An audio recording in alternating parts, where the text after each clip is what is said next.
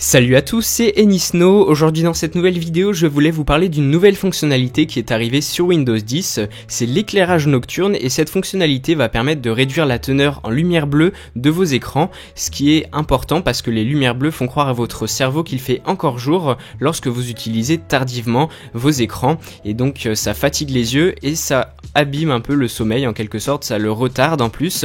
Pour la retrouver, il faut se rendre dans le menu démarrer, puis dans paramètres, ensuite dans système,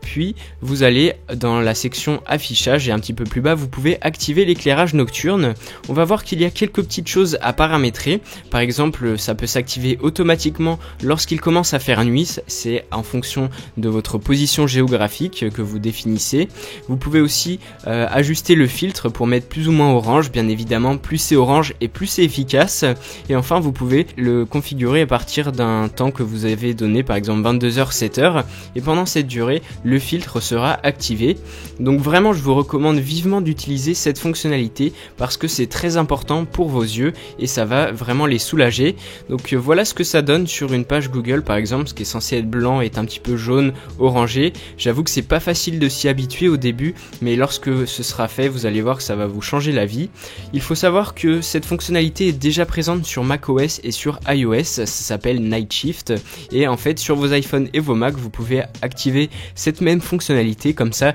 tous vos appareils ont cette teinte la nuit et comme ça eh bien ça soulagera vos yeux, c'est ce que je vous recommande de faire. Donc cette nouvelle fonctionnalité est arrivée depuis la mise à jour Creators Update et pour l'avoir il faut se rendre dans Windows Update. Si vous n'avez pas encore cette nouvelle fonctionnalité, en fait il va falloir installer la mise à jour. Pour le faire, il faut taper Windows Update, ensuite vous pouvez faire rechercher les mises à jour et ensuite eh bien, Windows va automatiquement installer les dernières mises à jour et vous aurez cette nouvelle fonctionnalité. C'est tout pour cette vidéo, si elle vous a plu n'hésitez pas à mettre un petit pouce bleu et à vous abonner à ma chaîne pour plus de tutoriels et tests high-tech et moi je vous dis à très bientôt pour une prochaine vidéo.